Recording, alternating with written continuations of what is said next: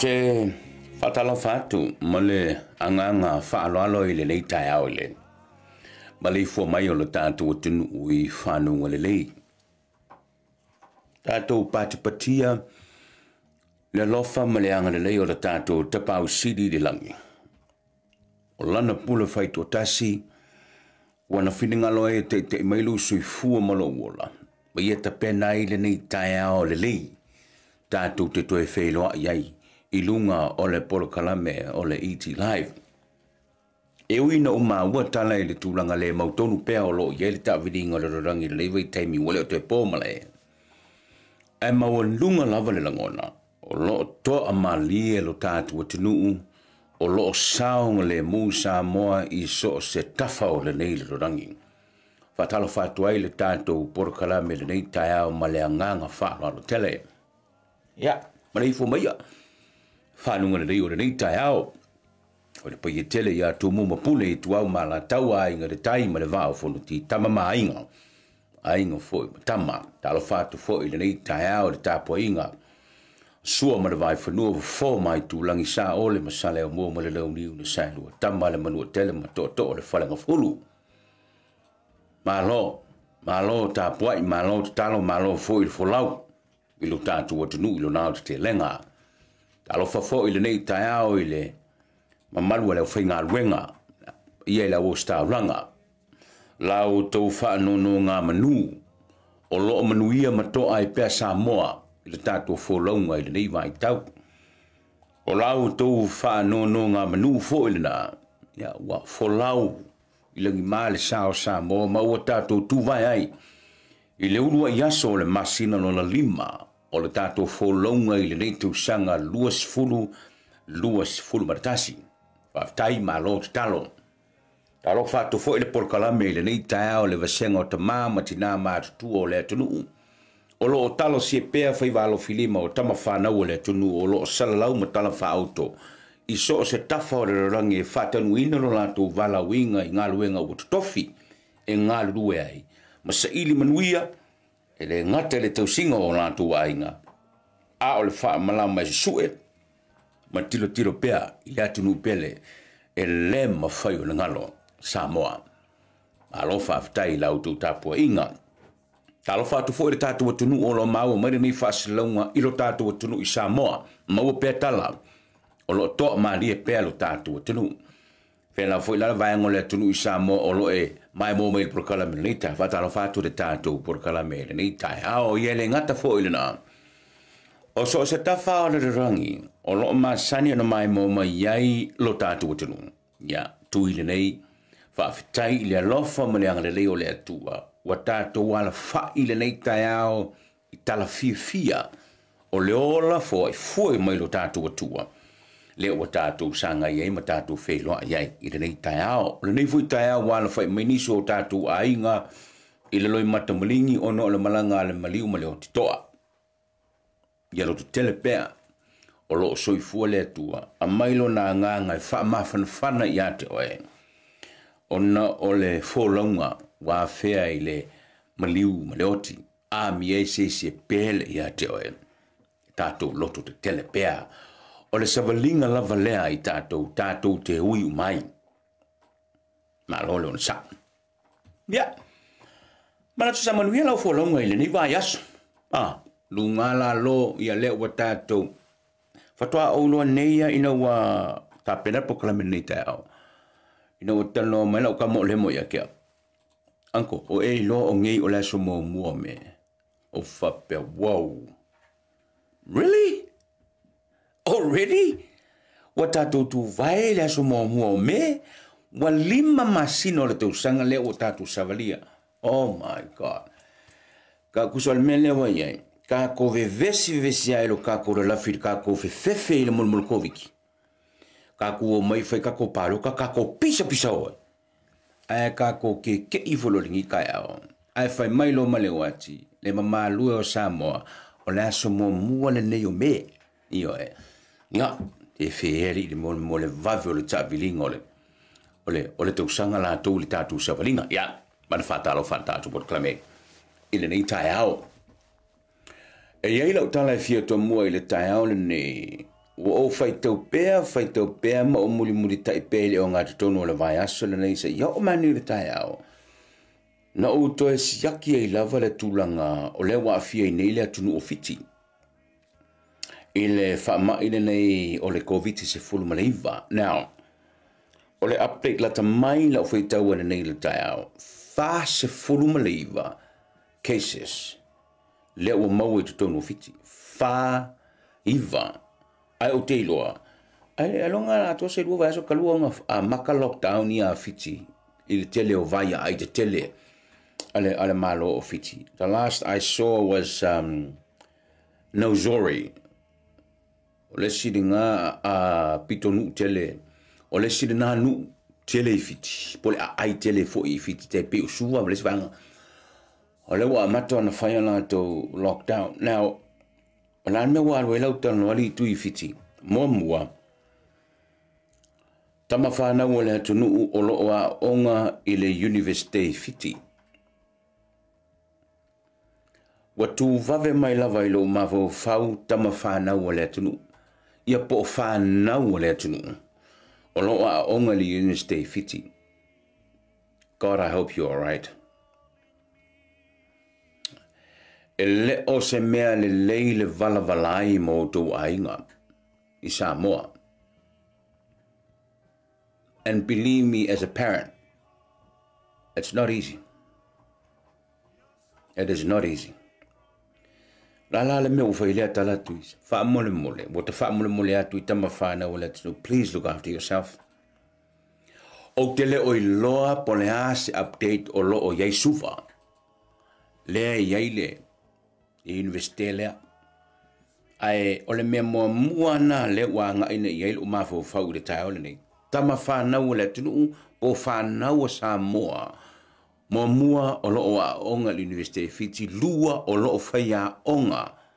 Tolu o loo whainga luenga I Fiti. Pe usa pipo le alava. Wha mole matala. Yoe. And also to the Samoan community in Fiji. Now, tō te sire fia I eile me lesa, eile lua I le tolu vasu te rua, lesa whailua I konsula o le malo o Samoa, e fionga a li o ainga, wheturi e sa, ma le community o Samoa. And that brings me back to memories. E a lai ono o fia tala no atu le tau nei, the community o Samoa Fiti, please look after yourselves. O le vave no o le whainu me la Fiti le whasu maleiva. E iai ale me whole le kau pole aia. Tau pole e ala no tau pole. O le vave o no o le numele I lunga le whasu maleiva. Now, o le whaiva leo te no to, o le whaiva wa maua. E leo a fia ila le li o leo le whasu maleiva lea tangata wa iai sia mo le COVID. Ai e lei maua. That is why. Wa leo no wa mata e manatu e to mua tuaila o porukala me le tau nei. Whanau o Samoa o lo I Fiti. Po le a lava na mafuanga o le nai te iei Fiti. Please look after yourselves. O mea masani. O lena o maua le tala le tashi o uo o le whainga ruenga I Fiti. O le temi nei wa a vatu le ave ai. Ino ia wani tu e whewa.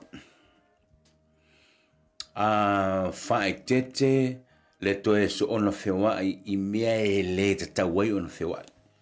I think o temi fwani lau te iloa lau wa amata ona tāpena le campus I Fiti. I ngā luenga e taun whai. Mō tamiti aonga uma o le Pasifiko. But specifically my talk this morning is for all the Samoan students in the USP in Fiji and also tama whānau Samoa o lo whai ngā ruenga e le usapi fiti, ma isi ngā ruenga, po ngā rue foi ofisa o whaala patonga whao malo o lo e ofisa e fiti. Ia, matala. Ta talo pēleanga le leo le atua, ia malu pui pui o lo utou soifua. Wala anga wha umila ukala ma ua maka kula ukala lingi kaya o le mele kupui fiki. In case you don't know, o fiki rei, au Samoa rei, o lono winga, lua laa, o olo i Samoa. Lua laa, tala no wha mafofo, lua laa, o i Samoa. O la la ko ngiki o le mele kui. A fai o fasa furuiva keisi o moi fiti. O lono winga, wai fai to toa fo i o Samoa, ma te lele avanoa, e ma fai o na sauwhanga ai i Samoa. God, I hope I'm wrong. I really hope I'm wrong. But o re koneki o le mele o whaangu ni Samoa, o release tangata, sa te tau na nofo e sea mo le umis furufa aso o lus futasi aso. Au o vave na release, ona o le mau fa me woman whaiola tu tui pui o le COVID-19. E mangiso a yaro ka kingo ele mea. Can you remember red flags ia sa talano ai? Sa angina i le teimi o le misela. Red flags. O red flags ia na manu i nei New Zealand. Ile ngase o le misela. I'm just winding back a bit ina i e loai matatau ai ona e matala i le teimi nei. O red flags yang mua po alarm bells yang mua ka kangi le misela. O ngengi silang kangi. Next minute, wai Samoa. And you know the tonu ungo na mea. God forbid a koe kupu se me whapea i lo tātou atino. And the reason why I lengo a makala por kala Fiji is not in the Middle East. Fiji is not in Europe. Fiji is just down the road from Samoa. Ia whae tete. Ia whae tete. Tama whānau wale tunu olo I fiti. Look after yourselves. Because this 49 numbers, they are going to grow. Grow. Grow. Pe tele la lumela. Ai o talo sielianga le leo le tua. Le oa fiai se siolo tātua tunu. Olo I fiti. Ina ia mātāla I tātou uma. I le tūlanga na nā. O le porkalamere iti live nei tau. Tātou se. Porkalamere iti live nei tau. Sa o manatua e vatu se atafa e moa na fina ia e no fosau ni le meo le atupu le aso nei. But wo to te sai wo to e manatua ta ofi. Se longa wa e ala mai nei tau. Ono utala noa tu lolea I le tapenanga al porkalamere tau nei. After way Malay for my tau. You do not want to miss the end o le porkalame le aso nei. Te mana o ya o ne e misiel fa on porkalame le tau nei. Ia o la se me o fa le porkalame. E le taliton la fa o punga pe. E le talitonuina. E le pale mio Samoa. Fa masino e to tolu. O lo o sa fo fai. I le wha masinonga mawalunga a Samoa I le temina nei. Yeah, you heard me. Yeah, I said it. He doesn't trust them. And I'll tell you why. And I will also o te wha ria tufu I ato e. Le winga le nā mea. But wo wha pupuina wha pena. Caretaker Prime Minister of Samoa, do not trust the 3 judges presiding in the Supreme Court of Samoa. Yeah, you heard me. I said it. O le au tilenga launum taupuna, o le ata urunga I porkalame. I'll show you le ale winga o le mele o tala no atu le tau ne. Au manatu, whai statu mararong tariu mai, ia ona tātou tala me whasolo lea i nei tā. Whatala whatu atu e pē whao nā whatu ai mau mal program. And to the Samoan community in Fiji, au le whail kato le tātou break lea. Bula, welcome to ET Live. I know there's a whole lot of you that watches ET Live every Saturday morning. So, bula, and welcome to the Samoan community. I welcome the Samoan community in Fiji. We'll be right back right after this.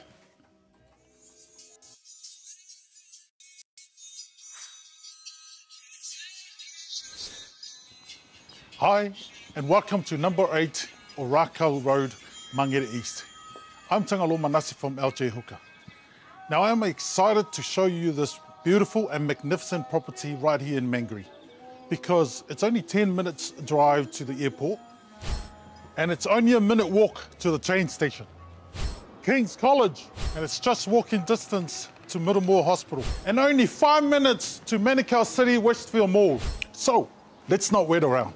Come on in, let me show you around, eh?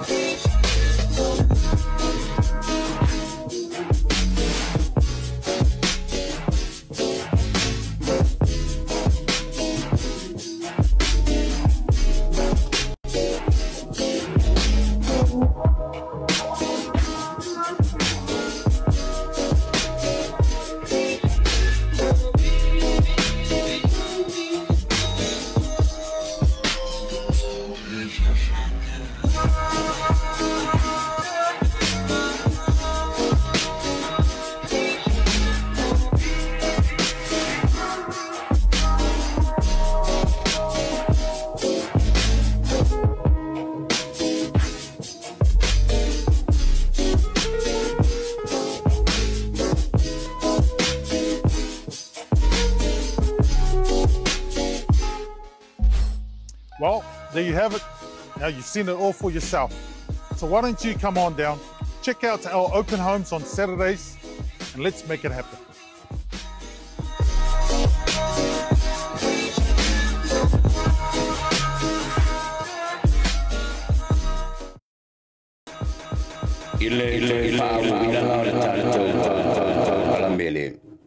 Ile taone. O leo whakao e kakalenga text mangi kako porkalam. Tui o e mga kua o le asusa o le vai aso lea o le asusa whaapito tina. Whoa, really? Okay, now, a tato iaila le matau pule le asusa o tina. E iai le whaapitoa. O lo ta pena e le company a le Blue Wave o le Blue Wave o ila toia o lo i tu o le porkalame al ET Live le tu whakasingo le suru o le waia suru le me pueaka vai ki le mori mo ki ngo ola iai la le ta pena ngar company le na o lo o ta pena mo le pueina o ata o tina si fa e ma kwanga yaka yo o man kapu e le Blue sila mai na ina yata nei o ata ia le wa mawhai o na tapu e le teimine nei a matai le whalau loa le na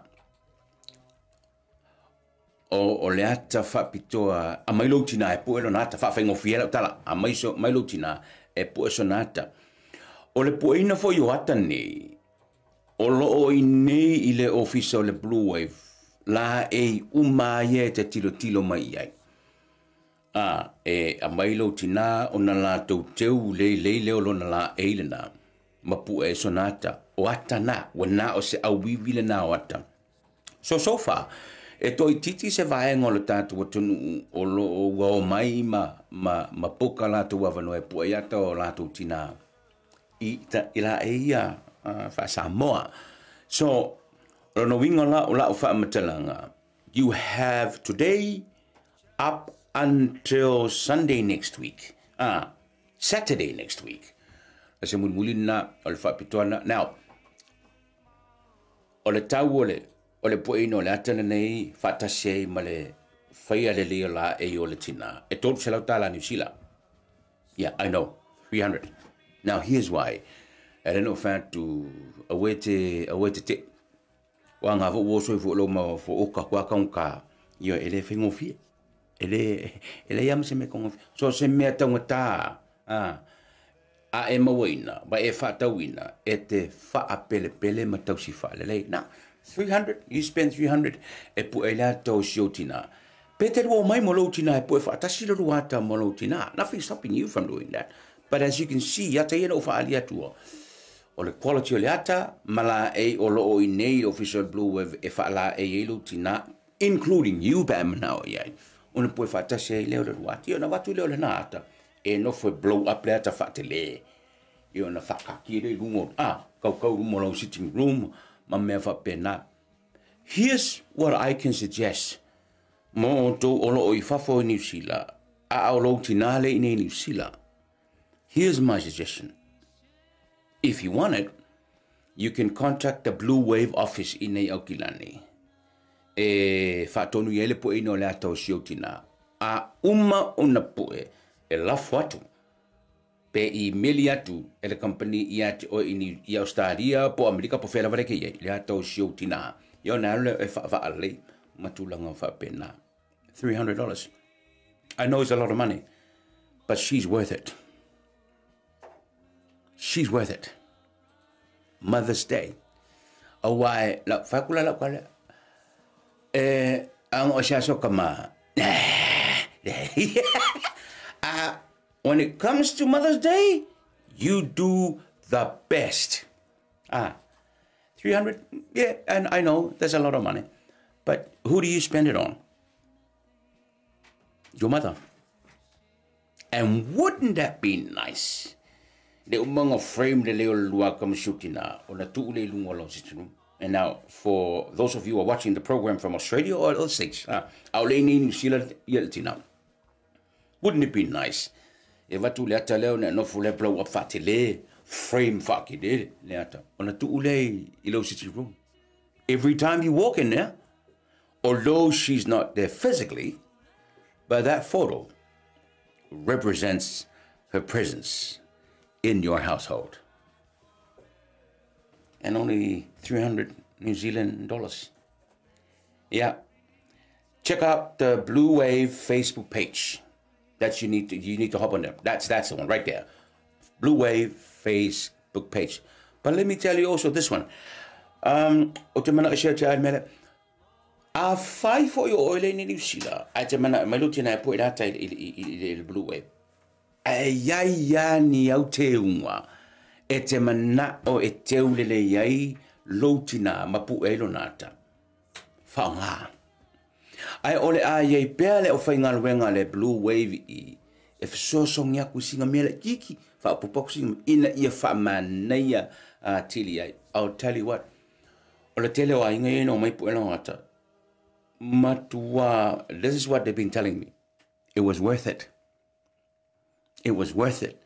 300 seeing their mother in the photo with all the keunga ilona la e fa samo ele so palangi lona la e samo ma le pose la lo mokue and not like that, you know, but you know what I mean. Pose, and they were impressed. So whenever they see that photo, it reminded them of that experience and reminded them, you know, of mom. Tātou te le mai lua lo vai ma le wholaunga o tātou matua. O le ale langi le tua lo lātou suifua. E te mana tua pea la o lua pue ngā ata maloutina. E te mana tua pea pue sonata. Check out the Blue Wave Facebook page. Oina, e te moa mai wha matalanga. This does not apply to not just the people in New Zealand, you know. It applies to other people as well outside of New Zealand. But your mother is here in New Zealand. Yeah, I don't know. Yeah, la so fingalo. Ke lo ki ngala Samoa. la fosa o ayer kupe tu I kele folo ko kala ku sa o ayer kupe ni mo lo matu ya ole aso yo tina ole stona I ole sa ole vasele. But the Saturday before the Sunday ole a fai ile sivatele ale akopa ole akopa ole fala potopotonga atama mateine tuai ole kolisio avele. Now se furu tala le uru fale ole sivale ale akopa. Now ole mea le o fa tu sivale akopa ele me fole nga sukala la kwasi siva ya umat o ila le farkala por fia le fa yel sivale ile asoto nai ai lumanai lo le sa otina. Na ole mela le temana o ye man tu si vale ave e yai fai longa wata pena el comitsi ole akopa e mo le pole fai longa e pe ole ole tina ole no ful fertel malo mo le weekend na vale na o kai ia e mai si fai longa e pe o food hampers.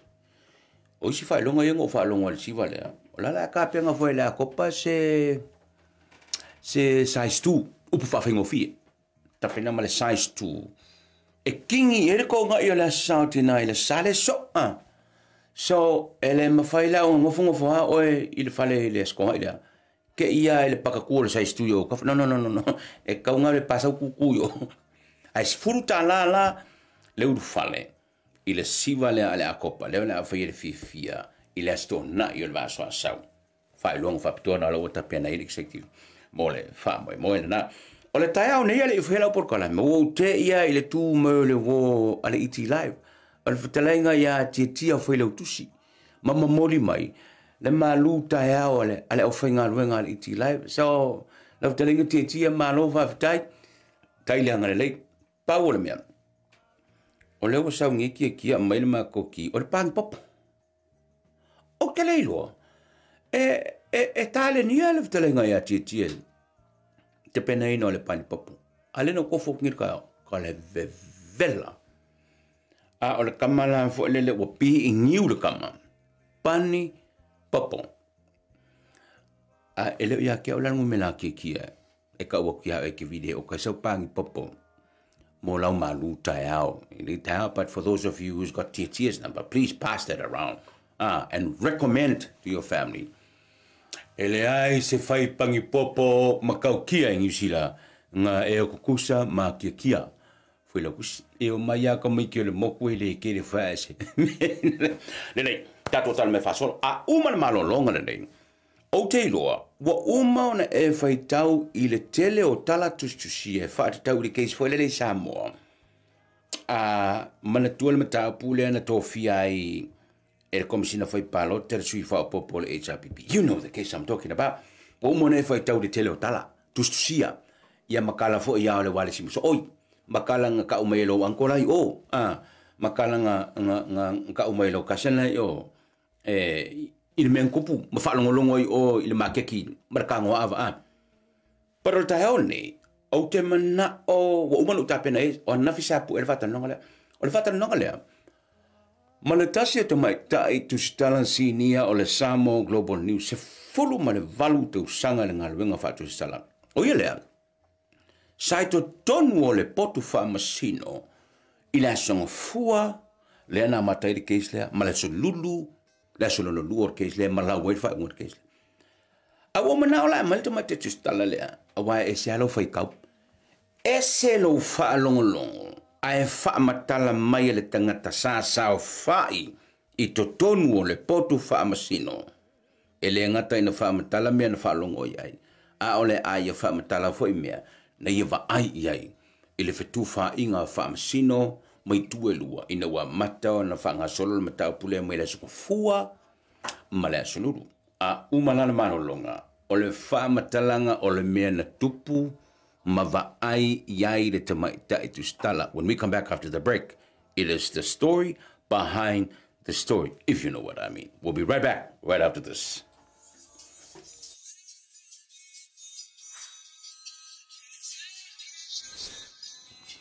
Hi, and welcome to number 8 Orakau Road, Mangere East. I'm Tangalo Manasi from LJ Hooker.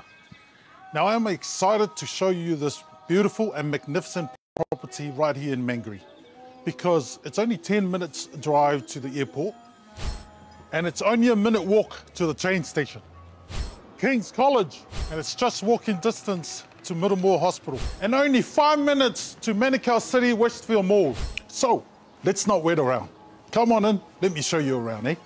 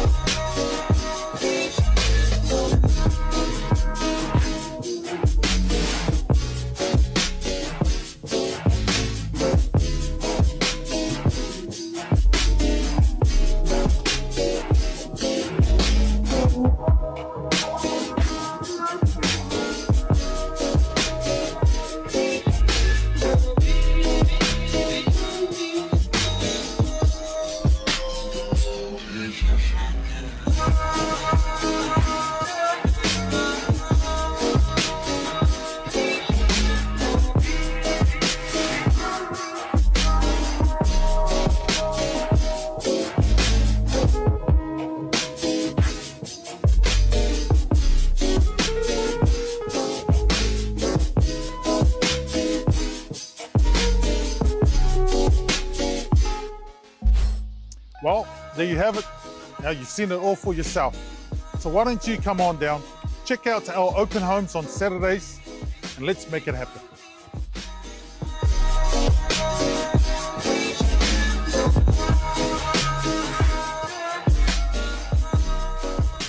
I le wha wai le porokala mea le itilai mo rei tai ao e fie whaelo atu o whatasi mai le tusitala sinia o le Samo Global News. Vala unia le tātou porokala mea o le tamai te tusitala lea. Sa ia muli te ia le mata upu na mata mai le asonga fua le na mono no whaiunga le aso lulu. Na uti lo foi o le totela o le tātou watunu wa mae au no tau whaitau I tala sa tustusia ele au sustala I le temina manuele whaiunga I le aso lulu o le vai aso na nei awhia I male I lo longa momoa I le asonga fua. Pero wa manatu le iti lai instead o loto e te whaalonga mai foi, ua koe whaamakala ko foi masau kala.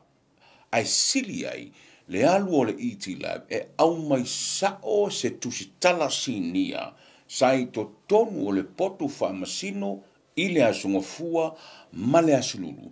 Se I ona whaamatala maia, le mea e le tusia, a o lea o le a whaafufonga, iai sa moa, le nei tai au. Se furuman valto sanga, o ngā lua I ngā luenga whaatu stala. Telefo isi newspaper, maisi ala leo, maisi TV, maritio, sa ngā lua ai. Alo na tua whatinga, se fulman vantu sanga ngā luenga whaatu stala. Fifi whaelo atu whaatari mai, mau whaatasi mai le sunga le tamai tu stala sinia, o le Samo Global News. Le sunga a Marietta ila le talafa. Marietta, malor se fo manuia? Ia, fifi whaatalafa atu, tui le nei tu la le awauli nei ia I mātou. Malo lava tawa tai malo whaatotoa I lau sunga ia wa lava tūten whaiva o walawina malo lava. Now, Marietta, o le sa o whaila o whorasanga I le atunu. O te lo o mo fwoi na whaitau le atunu I le tala sa e tu sia. A o manatu. Au mai sa o a o e kua kumari mea pueaka o fisiri aku e sa o mai a o mai mo atu le atunu. Walanga ese fwoi le whaitau le tala tūsia. E se le whaalongo I lou whaamatala mai o mea na tutupu I totonu o le potu whaamasino, o le ale body language, o le ale tonu na ave aere ki riva le lo yesiri, o le ale saunuanga le whaamasino, ai se ana turi a pua le whaamasino, o manatu ai. Le ta amata mea loa I le mai moe le tunu le taia, ta amata mai I le asonga fua, Marietta. O lau kei loa. O lenga fa ke ia mai la kuskale afie mai lo fion o ko ka ko fa fa msingo ma war kala fa pe nga siaki o ko wole lo se fa sino fa mtala pa tai tui ta mo wala I le security po le shaki no o le autostala ele na autostala mo fa fa nga le atunu ia o le ana ave atoa le nga yo inga ne ia le ali malu ma tama I malu al malo e shaki na iso stanga ta na te asia ia le pot fam sino le fa tau tai ai ia le mta upule le tangi le fast fa sanga ile ofisa fa nga palota ia ele ngata fo ile o le sui fa popol parliament pe ona lausi la fia ia le ala audi ia ele ia se sina tuma te ele ngalwenga pe ona fa e leo tui malo si la fia o ste mo leo tu pois me fa pe il fa sino talo ona o a li potiam ta o puitono fa sino o le matua I malu al puipuinga e siaki uma ato ia e te ta milo pe ia o lo e sa oni e te alo tu wala watunu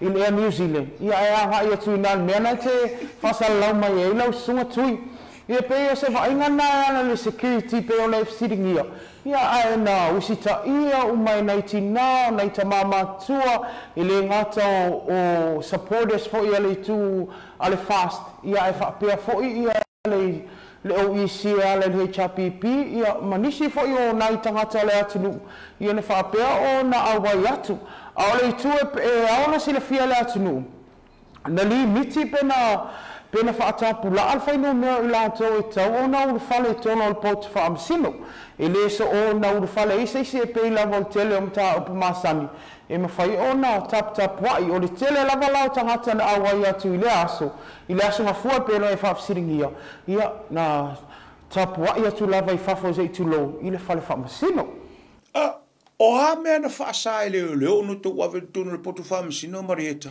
ma na ia sini tu ia le tu ai nga lunga fa tu stalla o vai nga pe ona fa ma fa mai o me pu e ata e fa sa ona ave tu tonu ia o telefoni ia o le tu langa I me pu e leo na la ona fa atanga ina ona na ave ale tanga malama le au tu stalla nga I fa msino nga e ui atu le afionga ia moli e mana o mia I mātou ia masini pu e leo ona e fai lava sina fa le tonu o tūlanga I le langona o le leo I te tonu o poti whamsina o le ala na whaatanga ina I loa a le tūlanga I telefoni na alua I la sunga fua na to e mai al whaatanganga e le sunga ia mori ei ona o tūlanga le ei nisi o tu stala po le au whasalau e le ini mea pu e leo a lea na ala I loa on whaatanga ina telefoni ton ia male api male peni e pauanga mea tau e alu mal tu stala I ton o le api o le peni male mea pu e leo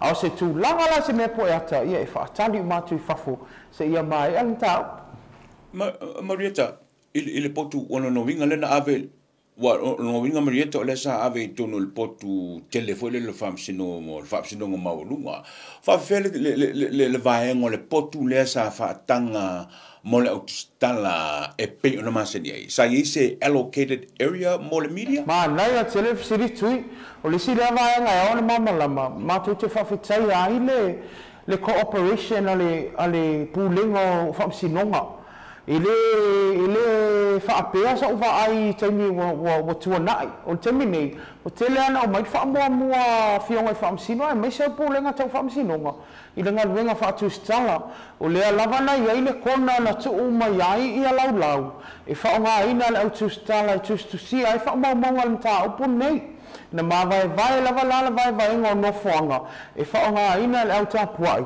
ia male tu sa fa nga ina ia ele malu al tu stala ma fa sala ono le se ta o Marieta o le temi mua lea wa fai ai se matabu fa pene lunga le fa msinunga mawa lunga I Samoa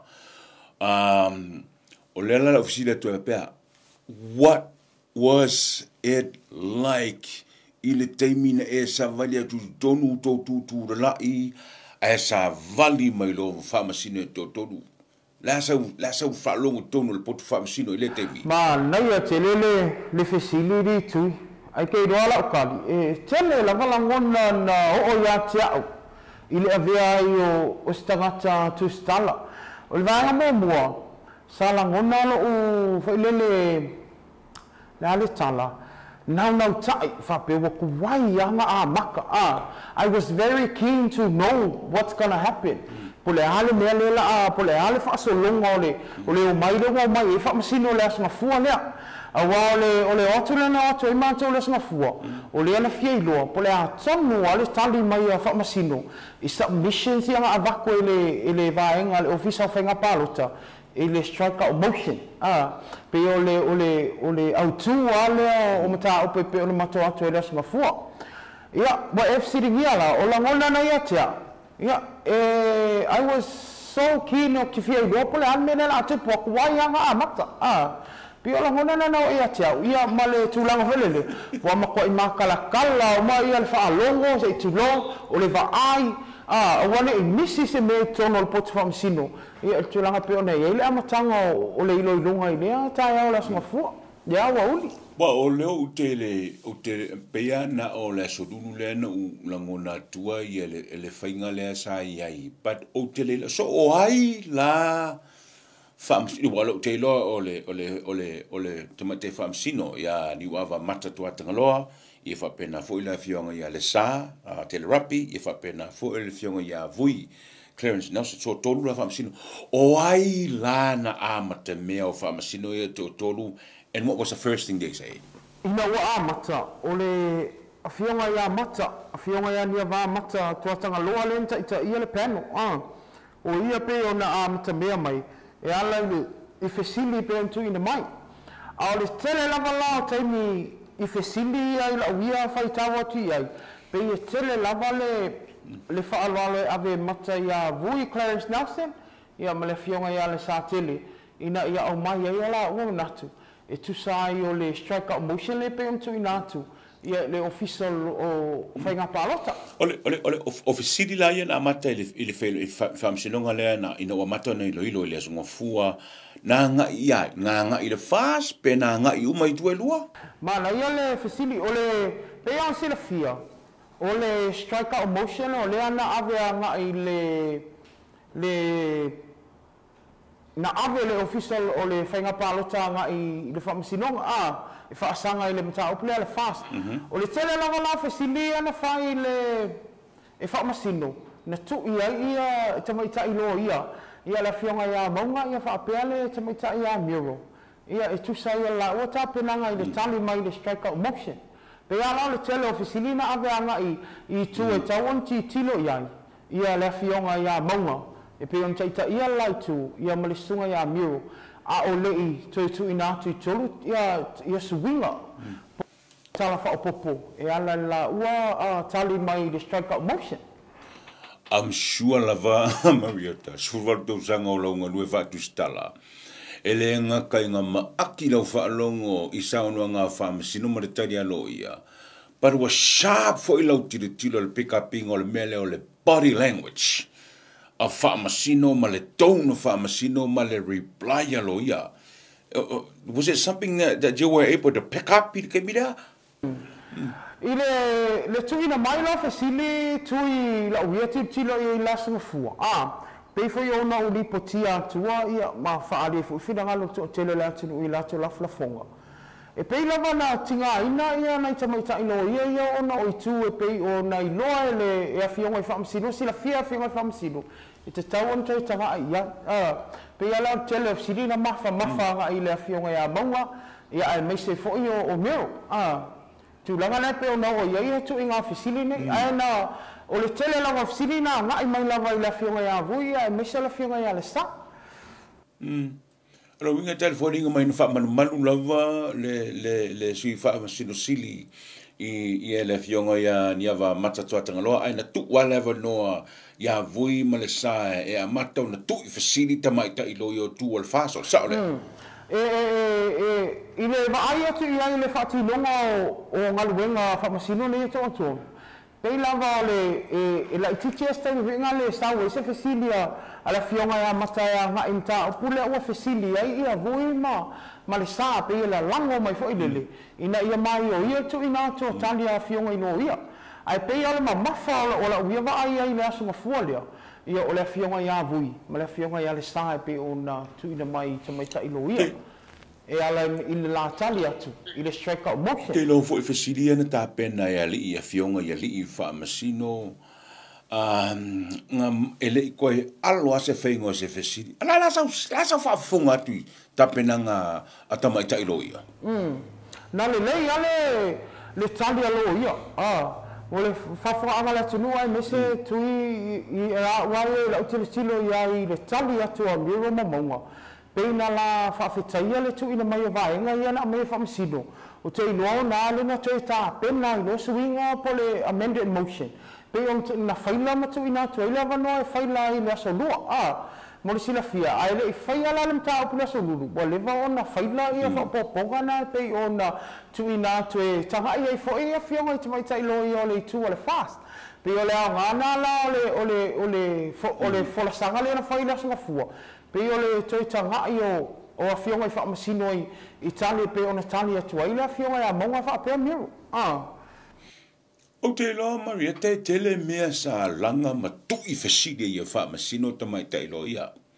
Ki le wha kula kauloko mele. But if you can just remember out of your head at the moment, e se me se tasi o te manatua na tui feside ai e ali ia fionga i wha masino tamai tai lo ia ina ia tapena pena iai. O leo te tau tau ma natu a le asunga fua, o vaenga ta ua e pei o na tui fesili ai a fionga i wha masino ia miro wha apea ia maunga. O le vaenga fo ia o mafu anga e ala i ona whai mai e wha asoli tu la fono ma le wha vaea le whiriwhidia o le suita mai tai le ua wha apopo i tono al pāle meni. Wai tele a vaenga le fesili e pei o na tui na mai. Ai na tui fesili a pe ai se a wala i ona whai mai ia te mai tai lo ia ni e le whaavaea, ma e le whaatulafonoina wai pe upuna o le whaonga tui o la lofu on constitution ia le whiriwhiria ia o le awhionga fo ia rima le manu e pe o na silafia le au whawhonga. Pe ia le tūna na mawhai ia whesilia a lo ia. Overall a ia o le vaingana pe o na ia lo whaafsiri tui. Whawhela sa maua se awa noa e tui whesidi ai e fionga i whamasino i le ofisa o le loa i sili i le asonga fua lea Marietta? Te sa wala whesidi tui o tau le maua atu whamole. Sa iai se awa noa i le asonga fua lea e tui whesili ai ma whesidi ngia i whamasino leisi tu le ofisa o le loa i sili? Ia, na iai anai vaenga na tui na mai e le e a fionga i whamasino e tau wala mai la i le aliloia le o fui mono se fo inu ua pe on sila fialen tu lai mai i e whai masui le ofisa whai ngā pālota ia le vaenga la le pei o na sina fia o le asanga fua ia o lea na mai oio ai lava e le o toe tu ese lava le AG po le ofisa loia sili pe on sila fia le ana talia ai loa o le atu whaatasi le ofisa loia sili ma le ofisa whai ngā pālota e avea ma pari e tasi pe ia la le tū lea la lai on toi tū fisili ia whionga i whamasino ia fui mono po le alon tai tonunga i le mafu anga e alai o na le avea le ofisa o loia silim pāti a o lea tanga fia whaavai ia pe tai o le ana whaamdea ina la whionga i whamasino i lao mātawa tu iai e tusai o le finangalo ina ia tū whaatasia ia le ofisa whai ngā pālota. Ia, ma le ofisa loia si le whina wina. Ia, le tali mai tangi pe on tui nāt. Pe o vaenga nā lea na whasiringia e a whionga i whamisino ia whui mono. Malo whaftai Marietta o manatu. O le a whaile tātou malolonga. O le ala wamatita noa malutama te tustala i le mea na tupu le whale whamasino i le asungo fua whaile malolonga tariu mai. O na tātou wo o lole i le mea na tupu le whale whamasino i le aso nunu o le vai aso le. We'll be right back right after this.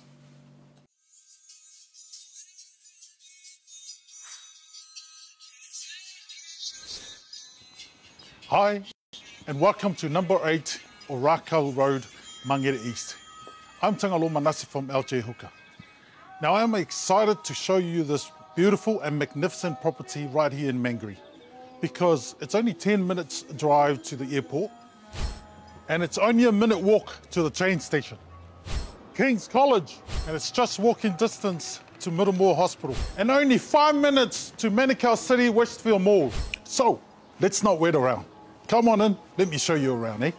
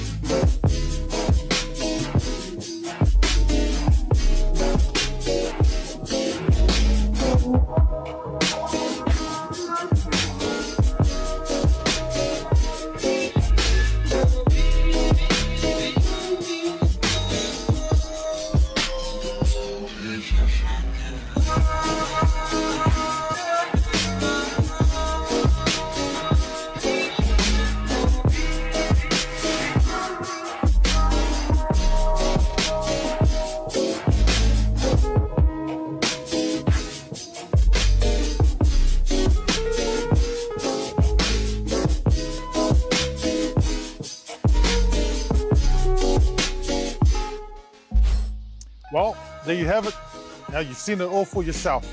So why don't you come on down, check out our open homes on Saturdays, and let's make it happen.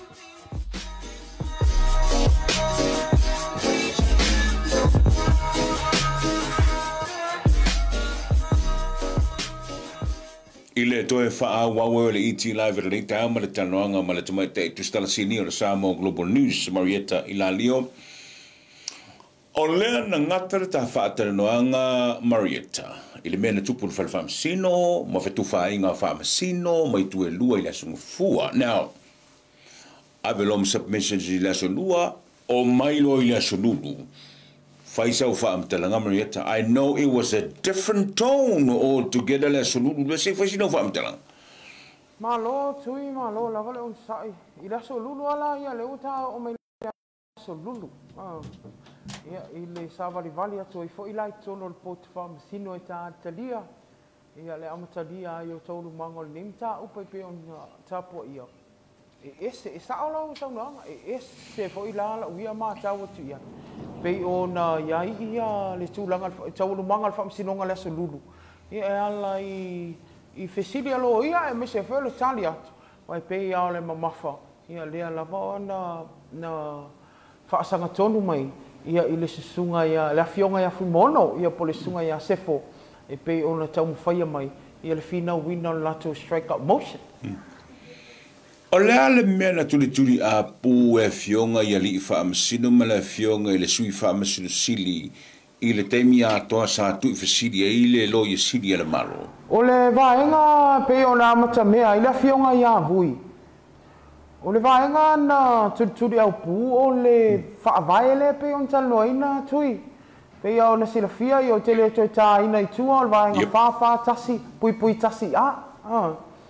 O le vaenga la le whaavae lea na whaita uina I whaamasino le awhionga ia vui ma o na toe whisiringia I le awhionga ia whui mono. Po o whea tono le whaavae lea o lo tā ua mai ai. Le tangata po se tasi na te tōwhia ina. Ia whaatula fono, ia le sui whaopopo le pale mene. Pe ia o na avatu se mea sola ia le tustusinga, le toa tela lau tustala, ia o le vaenga lea na mamafa iai. Ia pena malifa iai, whesili a fionga I whaamsino, a ngā I le fionga, I le lo ia o le ofisa whainga pālota ia fui mono. O la se tala le fionga I ngā whatasi.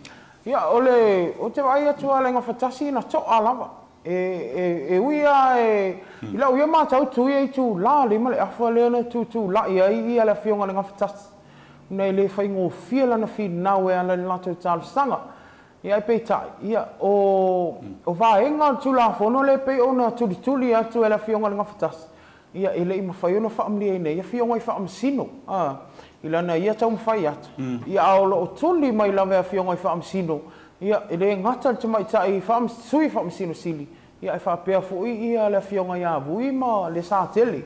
le vaenga lava le o tali tono fa masino o lo ia se gap ile fa pa langi nan fa ngaina ia e te musu e fa ia si puai pauanga le upulenga fa mama fa ia o lo ia le gap o le vaenga le fa vai po ai tonua e appointinga pe fifidia le sui fa o popol parliament pe ona mafua ile tangia le vaenga le fa tu ile tu sa mo ta Ola si foi me Marietta la mai tau atu ile tololongo le asele because na moa mai le audio o le fela folofo inga ile asele le sile melo ko mai kilo ku po e mana tu o le fin naunga matu ifisidia vui le fionga ya vui malesa o le officio le lo yesidi pinpoint sa o mai lava po feo le fa vai o si pela mai ai le malusi anga le tangata lea po o ai lava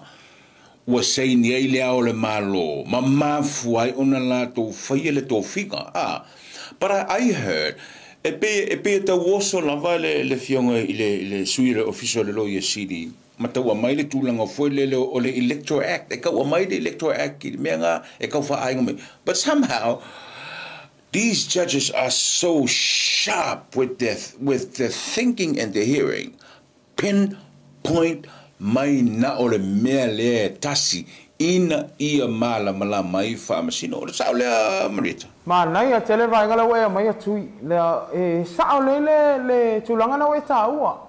O le sina va ngale na langa mai a fionga fa masino e ngata ia le sa. Ai me se lava ia le fionga ia vui. O le vaenga leo le fesiringia, po o ngā whea tonu ala le whaavai. E iai se malo si anga, po o se whautuanga im whaiona whai e se elected official. O le upunan wha o ngā inga. Which refers to whai malo matu mua, le fionga le komisino whai ngā palota. E nā te ave ai se whautuanga, ngā i le fionga i le au mamano le malo. A wā lava se sui wha o popo mai e sainia. Po le warrants of le tulanga le declaration le pe ona whailoa i le man vaenga tona ana wai anga i mai tui sa o lele lau sau noanga o le vaenga na le mawhai foi ia ona whaamria ina ia fionga i whaamsino e ana le tali atu ala fionga nga whatas ia wai le ai se vaenga whapena i tono tula fono ia i lalo lava i o le whaavai ai le o tono tula fono whainga palota wa le vaenga la le a whaama oti le ana toa i osa mai lava la fionga i ale star. We're not talking about the appointment under the Electoral Act, but we're talking about the appointment under the Constitution. Le vaenga le Constitution le. Pero vai o family ina lo sili tui. Ma lo fa te Marietta. E lo sili ko fa yaku. Le anga mai le day one pop up le mele man fai unga le no fai ele komisiona fai palota ma po telefionga ri man manu. Was there ever a time, Marietta, no, oi ma fasilingi ai e whaamasino le official lo i sili, ma le official fai palota, i le calculation o ngumera. Se furu pasenge, lima tesi maritasi, ma mafoi o o leongo ai le lima. Was there ever a time, no, oi se su enga ma fasili i calculation ia manumela ia? Le iai ma se taimina o e fasili a whaamasino le vaenga lea. Ke lo ai tui, ia ulava i o le tangata palota ma le tangata Samoa. I le i auro malama po sa ufasi loa. E iai se vaenga whaapea o le aanga i ai whaamasino. I le iai ma se ta ua se 10% le pei o nei ei tono whaavai. Ai na o le mamafa o fitili. Who has the legal authority i appointai ia le sui whaapopo le parliameni. Ia o hao whaila, o kei whaila ia i le aso leo whaapea. Mana ia le sona le wa mawai e ta taua ona mai o io ti tilo le whaavai pe o le vaenga le ana tuli mai whaamsino ia nga i le lo ia le ofisa whai ngā palota lea wa le mawhai ona tali ia mawha lea o ngā ina i do le strike up motion pe ona sila fia uma e le lalo lani.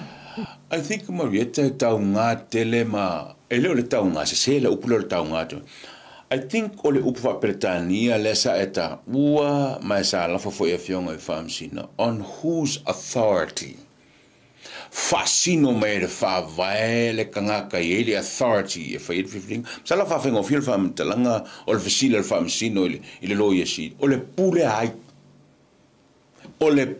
ai na fasino mai le whaavae na whai ai le whiwhiringa le o le pule ai e tusa ai mo lo lua whaariliwina o le whaavae na mafuai o na whai le mele po le pule la vara tangata e po le pule na whaasino mai le whaavae tau manino mai sa o le a whaawinga pe interpret le fesidi le winga o le fesidi wal fesidi intu ina mai e vui ia o a whaasa moa o ai le pule e na te tofia ina ai le sui whaopopo le palmene a po ai fo ai le pule e mawhai ona sa inia sa vanga whaapea wow le si vaenga e pei o na saunoa i e vui e le mwhai ona whai a e pei a ona sila fia le te tau whai loina a wai le mwhai la tau na wha leo ngā ina le whai unga pe ona whai leo malo a o le vaenga na o lape ai e le o mawhai ona tu ina mai lalo le whaavai po o ai e iai le malo si anga po o le pule e mawhai ai ona tōwhia le pule wha le tūla whono e tōwhia ai se sui whaopo I think o le mele no mai tau atua i lau whaamanga maria tā mata mai lau wala songo fua sa i o mai i lea sululu lea nā ngai tonu e il whaunga whaamasino. Na mana o whaamasino ina ia mai umae tue lua si pela mai ma whaasingo i whaamasino. Whea o le whaavae. Lea i whai mai ai o tui seve pai la whai e iai le malo si anga. E na te whaatino i nai ia le whiriwhilia o le sui whaopopole o le parliament. I think o tu whaatasingo le songo fuama le sululu, it's basically that. Show the judges who has the authority according to the Constitution has the power to do this. Sa ole Amrit? Yes, sir. Ora ui ana whaatulanganga po le se wrap up o mata upune e lua e pei o na tuli mai. O le asanga fuaia ma le salulu, ia lea la ua tap wai. Ai pei o le talana le ua avatu nei a fionga i whaamsino i lo ia o mai tu e lua. O lea o lo ofisiringia pia. O ai e iai le pule wha le tūla whono e whiri ai le sui wha o popo le umafu ai le tangi le whaasanga le ofisa o whainga palata. La ofisida o tia o le tomai tu stala survalu to sango e ngalua fatu stala. Was there somewhere i le teimi na whai ai le whamsinonga le soludu? Was there somewhere during those proceedings nga e kaui ike ai wa tau wavala mai ia oele i unga Marietta? Was there somewhere during those proceedings nga kau mangingo koe lau vai? Ole taunu unga leo le ao ye. Did that ever happen? Tau ngālau siri tui. Ia ua i o le tangata tu sala pe o na o whai atu seima sola tui. Ia o te le mwhai ona o tani lau siri o na e le... Ia ua ia mala o titilo. Le o te tū hoi ngalele o ngā tongu ma o titilo. Ia e tu watu ai i a fionga i whaamsino because we never know what happened i le aso al whaamsinonga Pea no whai atu e se ia manatu o tangata i e whaalongolongo. E se foi ia mawhauwhaunga ia male tō whaamal whautanga a fionga i whaamasino. Ina i te ewa tātou whaapea wa ai a kuala le aka ia ai ola uia nā tali e le tai ona i loa po le atu langa i o ia. En whanana ofisiri wapea, o le ala le mea na o i loto. So what happened in the courthouse? Wa mai ne whaamasino, wa mai ne whaamasino a mai role lato whaeunga ma whalau me lato whaeunga. La le mea na o in whaamasino te milea. Na umaona na laule i unga fionga i whaamasino, ia o le vanga mua le unga ia pe on sila fia le te tau whaailo, le wale wa whaaleo ngai nei strike out motion, ia loa na lua, ia leo watalia ai le afionga ia se ula Ioane, whai mai tuitangi, whaopopo anga i le fast. Ia na file mua mea umatui, ma nei ai o le ma nei fo i leo le manual security. Ia e pei ai lae normal mea umai lata, ia wa ai te mina na o mai e fafo. A wale ai ma se tangata wasa lau e toi fia ango se mea, wa na le tuli mai lava o le taavale ia ma ngai mai loa e tau finally poti ia o le aso lulu e pei o na tani ai le toa tele o le lalo langi ai misa sa mo iso o se tafol nei so i fuang pei o le vaenga na e le ai a mani suinga na paua na o le mea na sui e le va ai o le security pei o mta ua tui ia wa e whaasolo mai whaila ia pei ala ue tau nui i le malewa alele ia piki lau ato ave lau numera na amai Nga mawai mopo a koa mea tō tino ia nga kuinga i leo. Ia mga iloe a matona faidi poti ona. So what next, Marietta? O le son fuolo te whaalongo le la a whaawawe. O le ala le mata o pule o le a whaawau ma a matai le sonu. I le son fuolo. O le asonga fua mo le sila fia le au whafonga o le aso le ai whaangata ia submissions. Po whamtalanga tu ina tu a fionga o mai lo iau tu e lua. Wa mo sila fia tui o le ala kusa o le ala atoi ta pena atoa. Kusa o le mta upu fou, o le aso fou. Ia o le a fou mea uma. Lono wingala, o le aso na le whaangata ia le avanoa le watu ina mea fionga i whaamsino. E ta pena ilo iau tu e lua. I tu ina atua lato submission. Aso lulu latui, ia o na whato a pā ua i rola ia stato a mio e ala tato hearing, po le ilo i longa. O le vaenga le a fast food wha, pui tasi a. O lona winga, mo le sila fia la tunu, o le vaenga tonu a lea, na mafua ai, o na filifilia, le a fionga ia di male manu e whai masui wha o popo le pale mene lea la a whaanga solo, le tatou wha msinonga. Alo, whaafitau manino le tūlanga le. O le te tono le sa e iei potu whaamsino ana leila, reta i nai unga foi a whaamsino? Ia, o le vaenga lea na tuli atu ana le lao lea, lava mātou te whaatali se tali mai a le fionga le ofisa sili o whaamsinonga. O le whaatali pe fiani a tātou petitions, ia po o tālo sanga foi. O ni tangi o whainga pālota, pe au sila fia i o tele lava o pālota, ia e iai lava tātou petition po o tangi, e whaia e lesi sui whai pule whaasanga, i lesi sui whai pule po o sui ta mo e whai.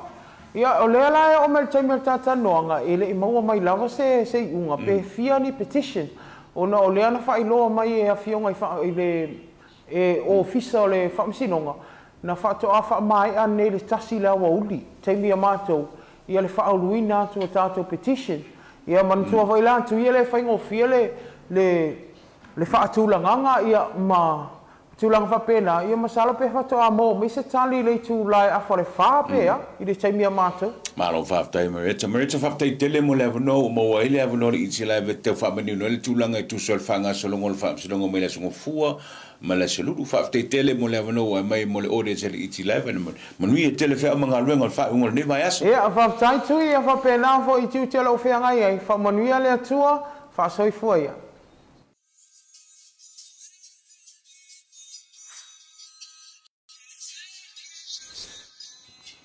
Hi, and welcome to number 8 Orakau Road, Mangere East. I'm Tangalo Manase from LJ Hooker. Now I'm excited to show you this beautiful and magnificent property right here in Mangere, because it's only 10 minutes drive to the airport, and it's only a minute walk to the train station. King's College, and it's just walking distance to Middlemore Hospital, and only 5 minutes to Manukau City Westfield Mall. So, let's not wait around. Come on in, let me show you around, eh?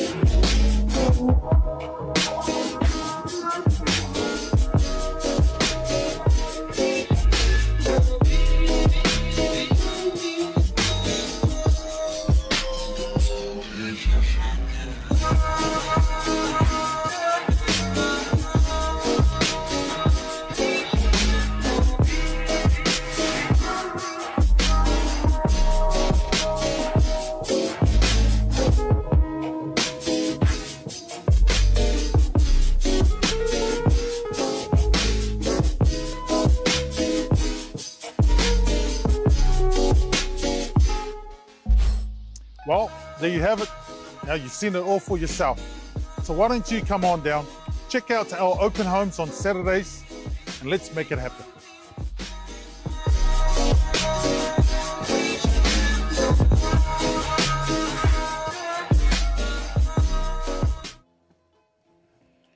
o lea sa o whai atu le tu lau sola.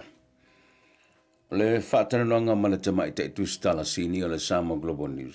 Tamai te ia Marietta Ilalio. Sa pu e lea sona nafi.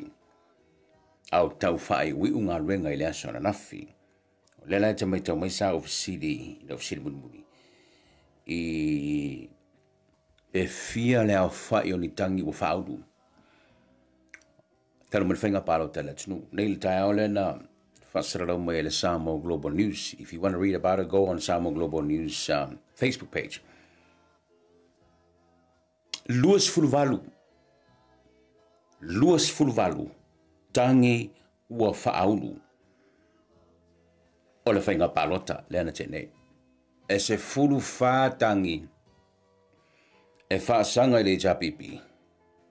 Se fulu whātangi e whaasanga i le fast. No, o le mea, ma nei, we lopo le manga, sa lopo. O le mea, o le fisiri lo ma fofo. E oa, i tu malo sa tau vai na o sui. A le HRPP, o le ua whaaudwatangi, ia, vai maunga numere tasi. O lea ua whaaudu le tangi le fionga ia whati mau le niu. O laudi. E whaasanga i le filifilia o le fionga surumanaia. I le tofi o le tumalo lea. Surumanaia. Le sa iai le tofi o le tumalo. Umal whainga palota le uto e malo. Ai mana tofi o le tumalo lea o vai mangu numere tasi. E tolu sui tau vana ia. O sui uma o le HRPP. Le la o tangi la foti mau whaasanga i filifilia o Silamanaia. E le ngata lai le tumalo o vai maunga. Ai whapena foi le tumalo a le pata i tupai lalo. O lo tangi le sa se e ino fo le tumalo le fionga il matua. Ta fua malo e lue. Whaasanga i le isi fo i sui o le HRPP le ana malo mai ilino fo le tumalo lea. Ino mai an tato whainga palota le ana tune. E whaapena foi e no fōle tu malo si umu. Whaapena foi no fōle tu malo si umu. O te lainga ia tu wana si. Leo o filfilia e no fōle tu malo. O le tangi o lo whaaudu foi e le vitalainga ia tu amaramo si alawa. E whaasanga e le filfilinga o le vitalainga ia tu wana si. So, o le ala e te mau mai. Ia... E uia ina whapea e na o le HRPP le sa iai. Pena i fu manisui aina malo le sui le HRPP. O le si le tangi. O le sui fo le HRPP. Le tangi le whamasinonga rei. Whapapola iai ma le tangi o lo o whaaunu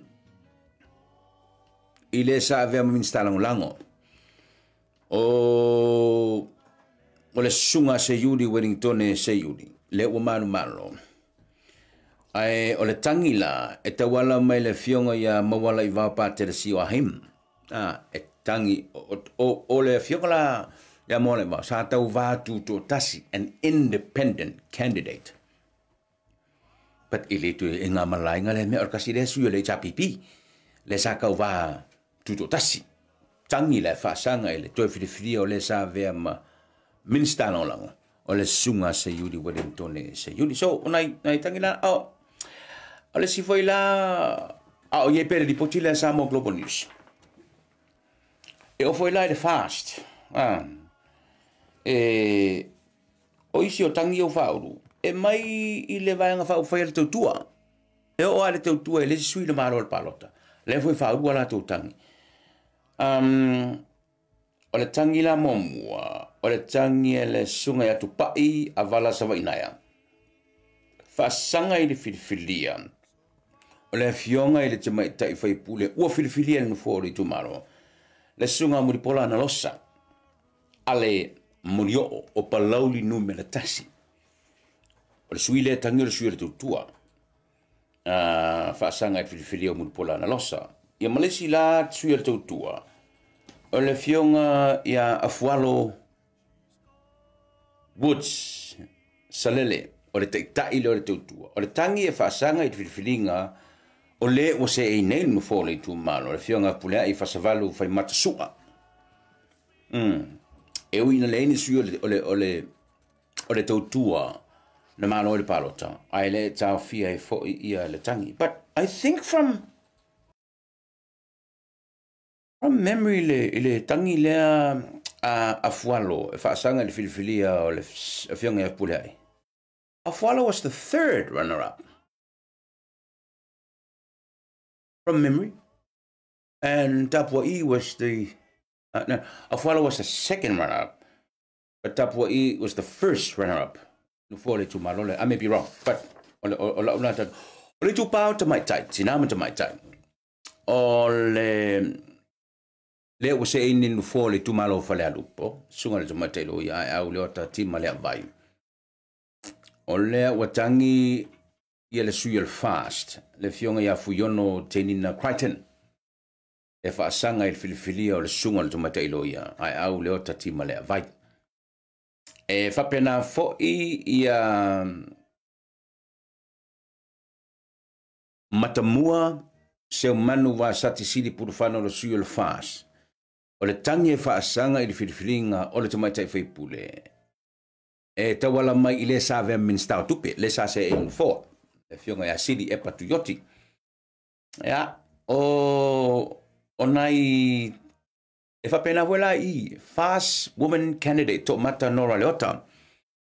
Pauru tangi e whaasanga i filifilinga o le sala tau vama o to se e nufo le tumono le fionga la wofu fontoe nufu siri Pierre. Ia malatangi la lolo mata wama e seta. E whaasanga i filifilia o le fionga ai ono a whaese to le foa. Patasela malatangi ua whaaudu e ngā tolai whaana amatanga Gedlo le sa se il no for whaasaleng tasun for whaasaleng e whaasanga i le filfiling o le fionga ia mangele le na maloloi. So the rest of the story is you can read all about it on Samoa Global News Facebook page la to story la le na utau mai ni le tai hao. Now o le si vai ngole tatu por klamele was la soi nei si kamo mole bricklayer e kolo sela para la fa pe atu tala o fa masino ye tolu ye sa se e il fa ding fa tino ngol fa masino nga len fa ile ne matal no amal tomate tustala ata atu le video clip le o temna o ya o ina ia matwa sausi le lo sila malama. Listen and read between the lines because this is what I heard. Ile fa mala manga ele caretaker Prime Minister Samoa. My interpretation, he doesn't trust any of these three judges presiding in the Supreme Court. That's my interpretation. But the question is, did I hear right? Did I interpret this right? That's why Mialo pay attention. Il fatanonga lea. Al caretaker Prime Minister Samoa malalitio le tunu le luapi pe amahea le tato malolonga le foi me nka ko wolo le. We'll be right back right after this.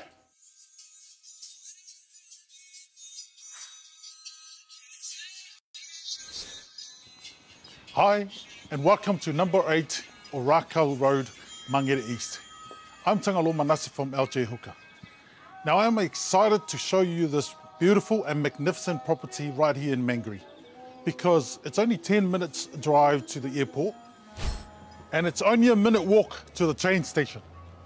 King's College, and it's just walking distance to Middlemore Hospital and only 5 minutes to Manukau City Westfield Mall. So let's not wait around. Come on in, let me show you around, eh?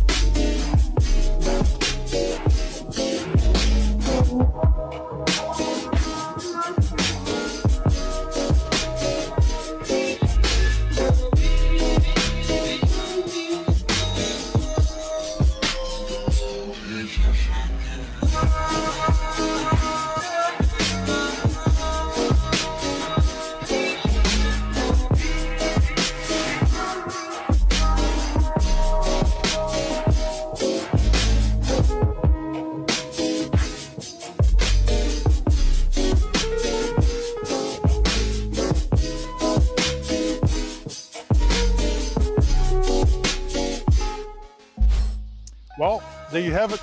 Now you've seen it all for yourself. So why don't you come on down, check out our open homes on Saturdays, and let's make it happen.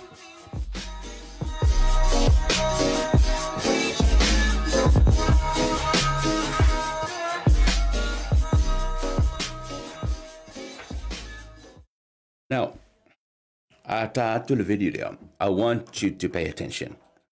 Alongolongo le lei ile fa mala malamanga ala caretaker Prime Minister Samoa. Ola na fa tele no ngale nei male le tio ala tunu le 2AP. I think po le aso Lulu Airport le aso tofio le vasane. Watch this. Ya chawai. We have to turn to Tasio function. Two pay a lato, fail lato, the lato, Amiton. Altala le sitala, voile le solo sol. Il tulanga of I8. Some fire. Essere ma fa un bel. Tu per function. Fai la tua metà, ma la tutto tas. Il tuo la vai alla metà non famsino. E lo al famsino se me una se un faia. Io come ti al fama vai? Io come ti hai messo fuori il tuo e le hai se me lilo. Quale hai ma se me lilo. E le vai fuori là on nofo tangata le tuo le. Ai kule mai ni winga ma salomia. Ma salomia. Ola tuo ne quale hai ma se me lilo. In so kanga va balalaka. Winga mo fa pena. Oleh ile tua na famsino. Ele só faz tangata foi se malaiosis. Ya tawai. Lai le me tonu ma famsino. Ai lo al famsino. Ele le tutto tas. Kau fa ma vai? Fa ele fa ma vai.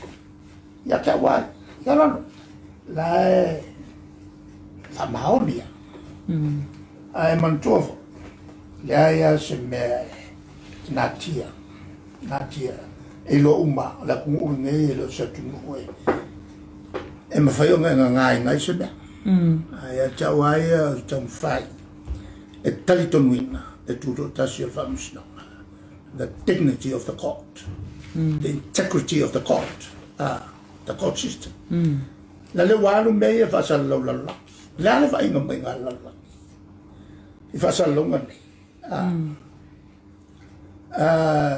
Ale tulangal na wale sa mata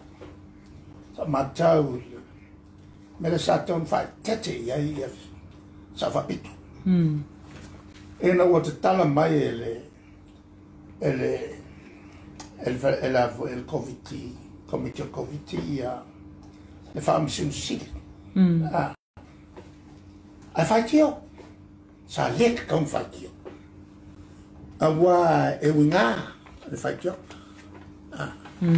ole winga le fatio pe folinga mai ai nga upu le o se fainga fa politik ele ai ma se fainga fa politik a ole ka o ko mai ku le winga upu ole winga upu ele mga alfam sinusile sa fainga mi ko ole a foi e fast ia fam singo yani kusa ole fam sinusile la tarmai a mi konke o famsino yene o mal fast wa la ye kio ole o nga fakionga ya ai mai se fakionga public e tasia fa winga ina e alan fakio ile le kalama ona la ngai e kuko kasima mana sa taun fa tete e langa o le ia manga kuia e faria yak kakau nga pui e famsingo o e famsino tong pui ala lunga le afo ele fei ma fa sala lau mai ele afo ele pepa de observer ja o ingana ele anga famsingo sidi ole o kala mai me fa portiki ole alwa ku fa la vela vea ya la ko wola mo fo mai ya vai la en ka ki ole sasi o fime tale kawa o nga sa ngo ne ya tawa na o vam tala o te ton ma o te mo fa ya te ton ele tutto tas o fam sino ya ne na vola na e o mai fam tala na ya no fa mo talo le tua a vifo le famau i famas malame tono i famas sino samo ave ese malo tomaso sa yo lo kalia kuna malo aftai sa no ila fionga ye manatu ua manino foi al tele mata upo pe ona fa mamla mai nei ini nei felo inga nei fiafi fa aftai tele mol mato wa noa ia ua fa fonga tato wa tunu o ile tato polo kala. Wow.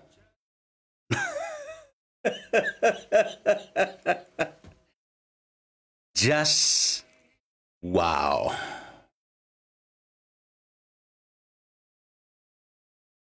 What do you think?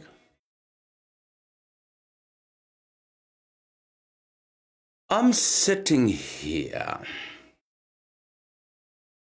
listening to the speech of the caretaker Prime Minister speaking against the work of the judiciary. Ole ata ua sau ilo mavu fau. Welo vole no fuayo ta fatoru fo ia le malo. Ole judiciary Pamsino executive pooling male parlemene le fiayai e tau mot tusa. But to hear this coming from the executive speaking against the judiciary, a ole taimile nei ole failo ilonga al famsilonga imata upu a noa lotte a ile fa violated. And to hear this kind of talk from the leader of the executive.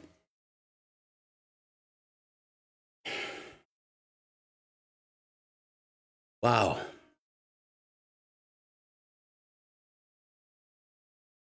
Onelis furua ile odi. E fai ile fatana no ngale te ta ile vanga fa fa ile fast. E fionga ile safa pito le fionga ya fieme. Malau tu stala. Ole a ole yai. Ile fatana no ngale pe ole ale ai ta to fatana. Pada fa longo masi tu stala. Samoa. E mawhai ona whesiri seisi le sa whapito. O le winga moni leo lau saunoanga. Lea ua wha winga e le sunga tu lepa. Wa atangi ai. Pai maila na wha winga ina ma le whare di wina. O le saunoanga a le teitai e le whaas. Lea na wha winga nei e le teitai e le malo. Wa atangi ai. O wha amasino i eto. Le sa fa il fa msinonga maurunga sa mo o war fast A le whaamasin, la fionga i le whaamasin sidi. O le whaamasinonga, o le fionga le whaamasin sidi. O le whaamasino a mio tonu, mai tuto tasi. Do you see where I'm getting? O e kau maua mai le mele ko whea koe. O le lo te whaamasino sinia le mata opu le nei onga onga. A le o whaile sa anuanga le teite ele malo. Whae tau I whaamasino I e toro. O le mea o te le te iai. O le nei. E le o se taimi mua le nei. Ua sa iai le sunga tui le pa. I ngā luenga whaamsino. E le o se taimi mua le nei. Nai te mana tua a. O mana tua le atu nuu le tusi le ana tusi le palmia ave le tamai tai office sili. O le matanga luenga o whaamsino ngai. Fesili ngi ai le whaeunga. Na whaia le si whaamsino. Ua tatala ai le tangata. O tanga enga malanga maingi. Ai saka kaunga ka ofir kaka. E whaanga solong whaamsino. Do you remember that letter? E sa tusi le palmia. Ave o le tamai tai office sili. Tanga luenga o whaamsino. You see where I'm getting at? A whawhaingo fia la tala tui le te au nei. E wo whaangai le sunga tui le epa. Le la fonga sa whai le tai le fast. Wha winga whapena to speak what is really on his mind. What is that? He doesn't trust the 3 judges presiding in the Supreme Court of Samoa. Yeah, you heard me. I said it. The question is, did he interpret right? Did he interpret correctly? Esao lona faa winga ina. O le fonga sa whai le taitai le vanga whawhai. Because God help us all. Pe a whai e mo I le whai di wina. E le sunga tu le epa. O le saunuanga sa whai le taitai. O le vanga whawhai le fast. Because if it is, e mo ala le tele sili pe sili sisi le fionga sa va. Fito pe a whai press conference ni leo. Was that? O le winga mori na lo saunuanga lo fionga sa va pito. But if it's not, and my tuara lo tale lo va tlan. Puri kumai leo fa ngai le caretaker prime minister le manatu leo te tai le vang fa fa fast. E fa matala tonu mele mea lai ta tia ilo na mafo fa. O la me tui, he does not trust the 3 judges presiding in the Supreme Court of Samoa. And I am not surprised. And why am I not surprised? Because it happened before. It happened before. That's what I'm saying. Wow. Just wow. Yeah, well. I argue my now my you interpret it wrong. That's my interpretation. That's me reading between the lines of what he just said. But that is my wa'aliliwinga.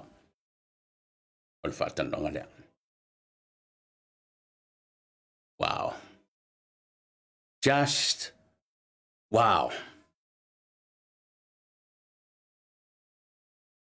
I wonder por la chilo. I wonder por la chilo al famsinong al temene. Man. Shocking, that's the word. Shocking. Le wo oa inga makwa ma kila. The name just wow, man. Just wow. I am hoping if you see this to stala el felo inga maltita el fasi de aule le soltar sun lua. The CDL ask her. The caretaker prime minister has interpreted your statement. Il early release or the function seat. And that's his interpretation. Somebody needs to ask her. Because this is serious. The caretaker's interpretation will sound wrong. It is serious. Question is, did he interpret it right? Or to fear me? Or we gonna allow sound wrong? I love you on Savapito.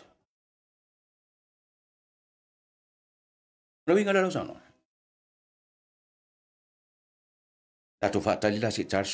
So it will be streamed live on ET Live. The press conference lab. Ala te tai fast, malau tu stala. Om tau polo fa manino. Ole prokalame o tui ole COVID le fanga solo. Male mata faioi ale tangata fainga wenga ale malo. The integrity of a public service. And also, to be wila. That's what you know what COVID is sumariva. And plus, somebody needs to ask her. Because o lewo fali liu le pal mia le tumau. Le wingo lona sound langa. Akali mai lona sa fa pico. Yes, o le wingo ngana fa mia. Then God help us all. Then God help us all. The kako vaya kui penga malo ye ko pal menen executive machuchi. That boy, we're in a big mess now. But we need to clear cut that. Just wow, man. Manatua. Me alo falei mo o molo tina. Iliaso sa otina. A mai po sanata. Now, e tono fatul talalea. Il kilo mai le ngolo le blue wave langol to tele to olo spela a ko le BLUEWAVE. No, ele spela va penga. Ole spelling sa ole ngoi kikire BLUWAVE.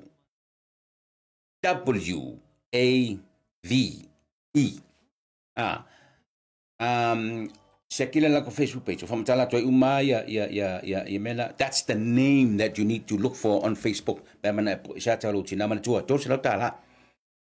But olo I nei official blue wave la e fa Samoa. E teu fa matango fia ma faile la e yosio tinam. Ona pu e leo lata. Now, te kilo mai nga yaka e o mga pu just to give you an idea. Ole manei ole pu o lato shootina. A fa emola ye kamanga. Ai a fai fo ye ni la e o ya o e te mana o te wailu tina ma pu nata. And then feel free to bring it with you. Na mai le ni so so ni tu la fa ngalwenga ni. You know, that will be a good souvenir and that will be a good Mother's Day present. Mo shootina pe afayete. Now, you need to get in touch with Blue Wave. Evave on a file booking because no, I think it takes about pe afay kula nga e puelaka. Ese malesi 2 minute le tembe faite unga it faite lunai. So put that together, comes to around good 45 minutes.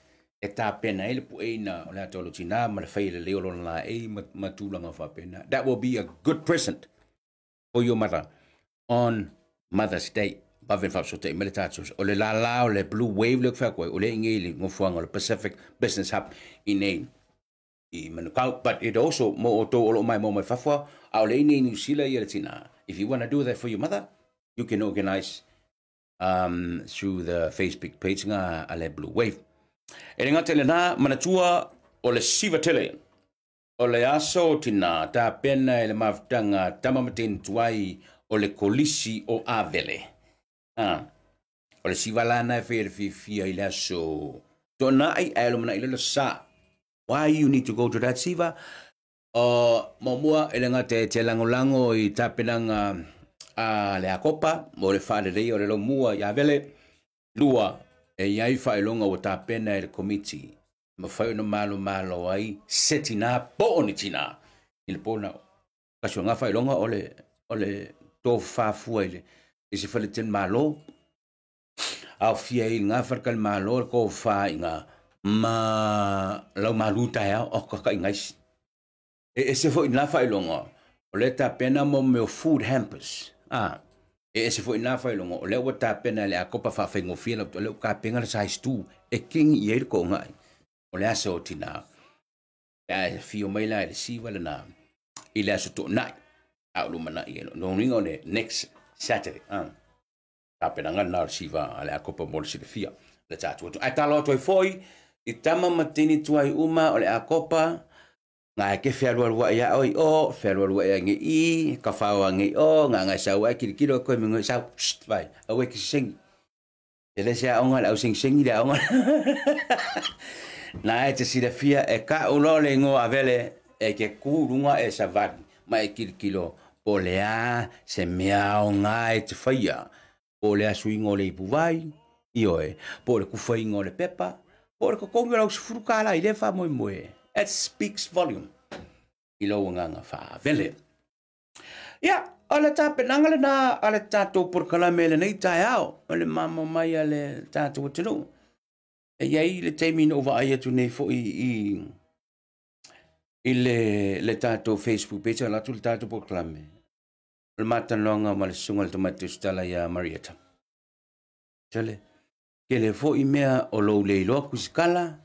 Ma ele ale family poker iti live ai ke le fo ile mau fir ngi ka ya e sa olo kala fa finge ale lo fa nga nga Marietta le fai sipi sipi kolosi full stop ya ele ale fa nga Marietta wata ulunga le iti live mo oe ile nei astonai Samoa tamato fa matalanga o le tau tamali i lau sila ile nei tae o wapa o papa ilo fafonga malu ave vale o tofinga tamo fai la iti live ta pena nei por kala mil tulanga ngata ile fai mem fai ina yo family ina le fafonga anga ale tatu tunu anga le leile tu yo to fai vil frima anga le leile tu matatu ta pena fatasi ile fa mana tunga o le samo mu o le masina o ataao mo mato ile nei i tupa o le rolang se ri vola al teminei ile asoto na ir vaso asa tu ile nei e lofa pe mo o esa mo le atu pele se fu mo yemu ile fa ngol li vaso